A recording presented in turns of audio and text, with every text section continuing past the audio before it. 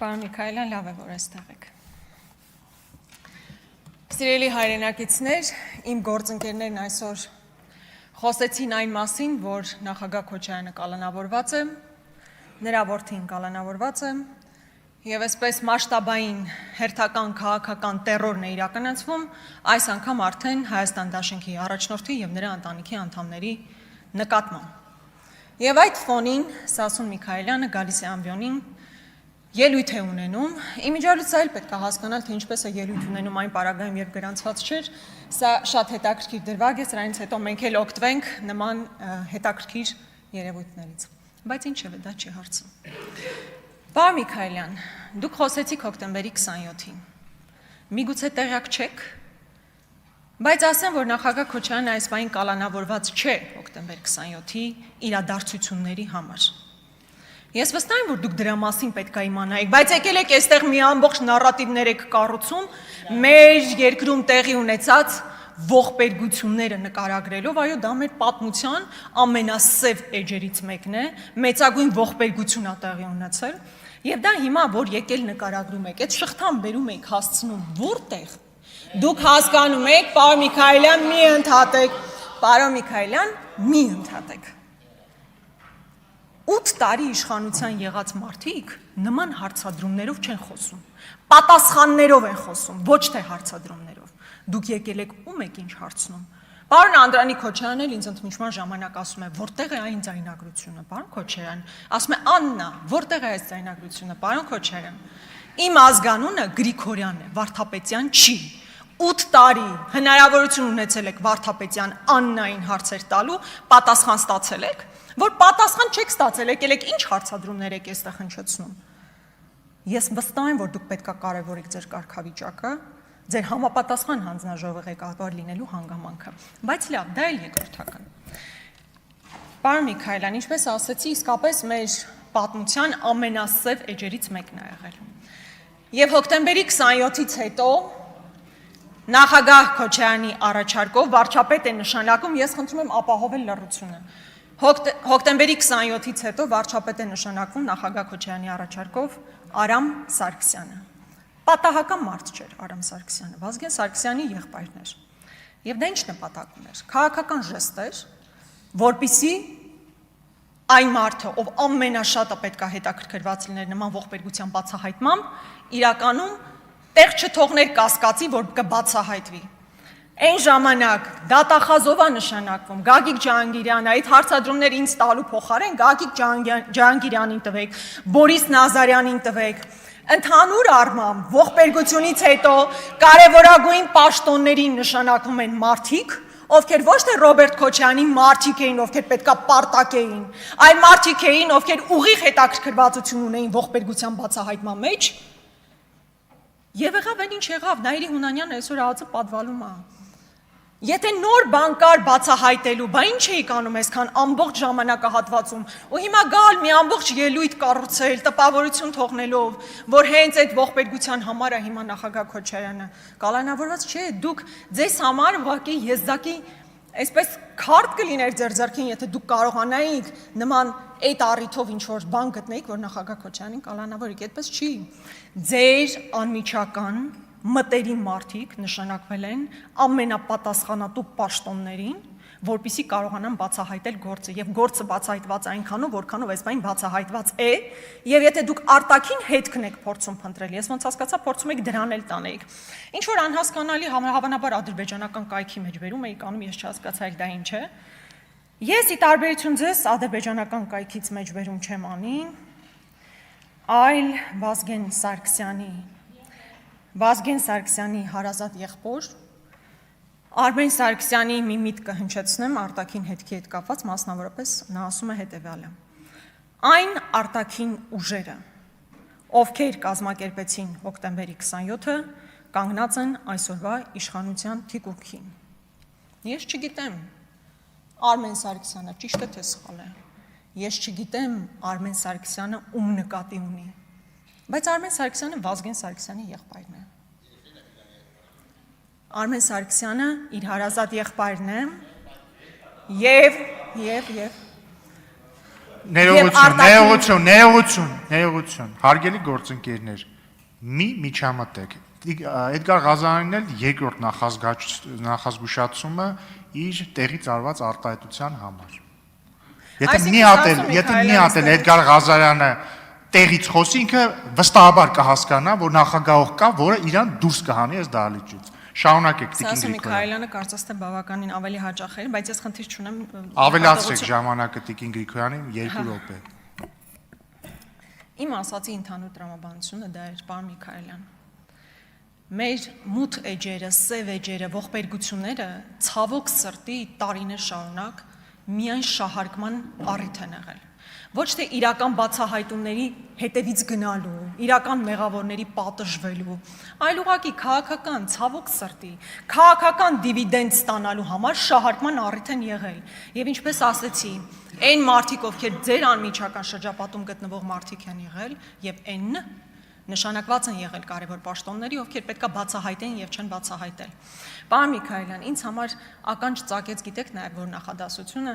որ ասում եք այն տարածքը Արցախին նկատի ունենալով, որի համար կյանք ենք տվել մենք բոլորս։ Բա ուր այդ տարածքը, որի համար մենք բոլորս կյանք ենք տվել։ Եվ դուք այսօր Արցախյան կորստից հետո, ողբերգությունից հետո մի բառ, առաջին ձեր ելույթն է, մի բառ չեք ասում դրա մասին։ Էլի հոկտեմբերի 27, Արցախի մասին չեք ասում, էլի հոկտեմբեր 27 եք ասում։ Դա ցավալի է ու ձեզ եմ ասում, ցանկացած մեկին դա չէի ասի։ Ցանկացած մեկին չէի ասի, որովհետև իրանք այդքան կապ չունեն, եթե ընդհանրապես կապ ունեն Արցախի հետ։ Դուք կապ ունեք։ Եվ այսօր ձեր առաջին ելույթին դուք էլի Ռոբերտ Քոչարյան, դուք էլի հոկտեմբերի 27, էլի մարտի 1, մեր այով մութ վատ էջերն են։ Բայց 18 թվականին չեմ գոռում, ուղղակի բարձր եմ խոսում, էմոցիոնալ եմ խոսում։ Պարոն Միքայելյան, ձեզ նախազգուշացում եմ հայտարարում, հերիքա տեղից ընդհատեք, մի ընդհատեք տեղից, մի ընդհատեք։ 18 թվականին մի նախադասություն ասացի, կարծում եմ հետո ճակատագրական եղավ։ Բարաստիկ հեղափոխությունը ավելի կարևոր է, քան Արցախյան հերոսամարտը։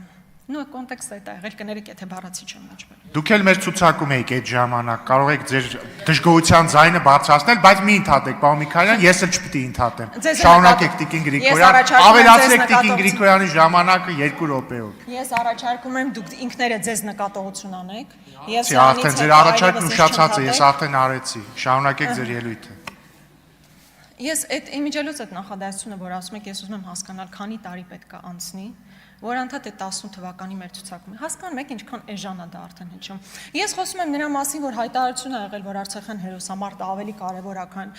հեղափոխությունը ավելի կարևոր է, քան Արցախյան հերոսամարտը։ Դրան իբր հակաարգումենտ ասում 18 թվականի մեր ցուցակ։ Լավ, հոգնեցինք, զզվեցինք իսկականից այդ հայտարարություններից։ Բայց իսկապես ինձ համար շատ ցավալի էր պարոն Միքայելյանի այդ հայտարարությունը, որովհետև իր քաղաքական ուժի ղեկավարը ուղիղ պատասխանատու եւ ուղիղ մեղավոր է, ինչպես դուք եք ասում, այն տարածքի կործանման համար, որի համար դուք կյանք եք տվել։ Մեր տղաներն են իրենց կյանքը տվել, Եռաբլուրում հանգչող տղաներն են իրենց կյանք տվել, բայց ոչ մի բառ դրա մասին եւ նորից հոկտեմբերի 27, որի մասին մենք բոլորս գիտենք, լսել ենք 1000 անգամ եւ որ ինչպես դուք ասում եք պիտի բացահայտվի, բայց մինչև հիմա ընդհանրապես գալիս եք որպես իշխող ուժի ներկայացուցիչ հարցեր եք տալիս, հարցերը ուրիշ մարդիկ են տալիս, դուք պիտի պատասխանները տաք, պարոն Միքայելյան, լավ հասկացանք։ Սիրելի հայրենակիցներ, բայց առհասարակ անցնող օրերի հետապնդումները ուղղակի հերթական ալիքն են այս դեպքում արդեն նախագահ Քոչարյանի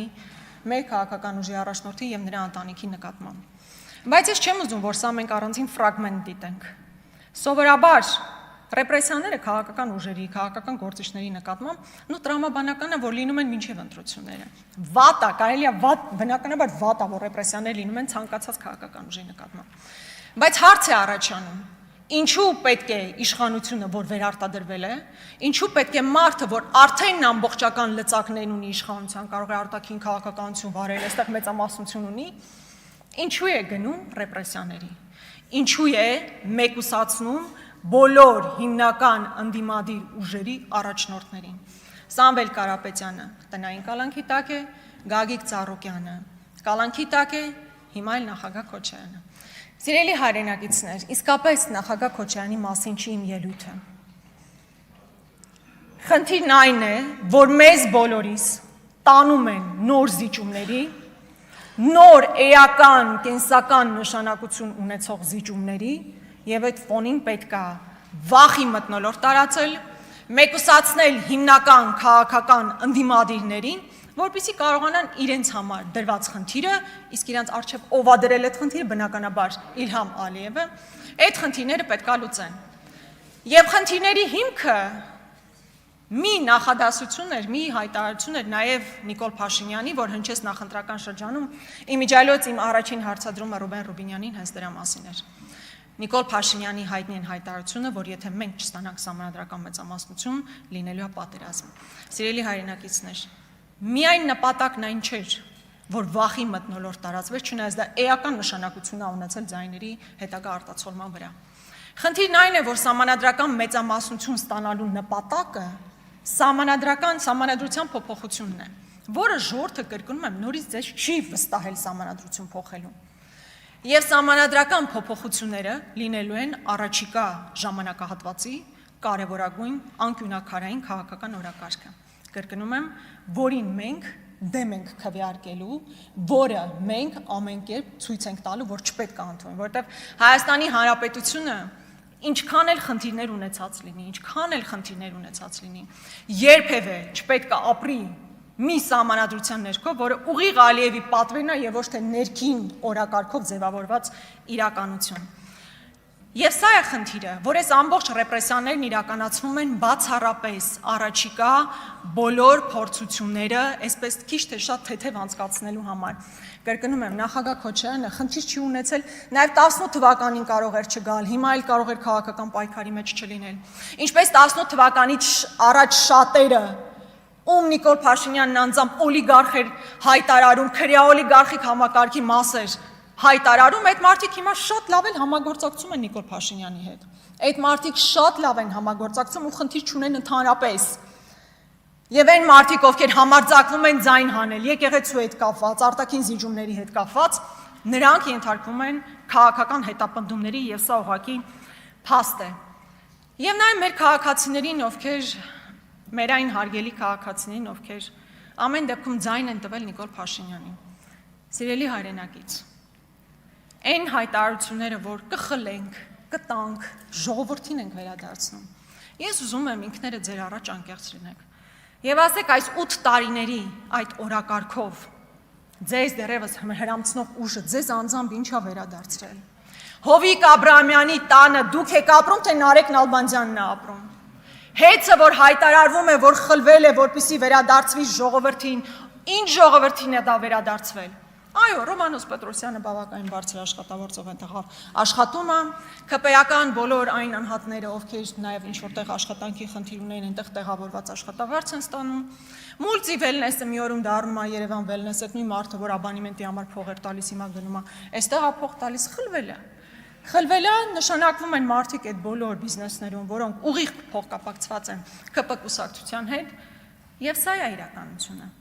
Էլ չեմ ասում, տարիներ շարունակ խոսել եմ Անիֆի մասին 25 միլիարդը կերելու որևէ մեկը դրա համար պատասխանատվության չի։ Ավարտեք։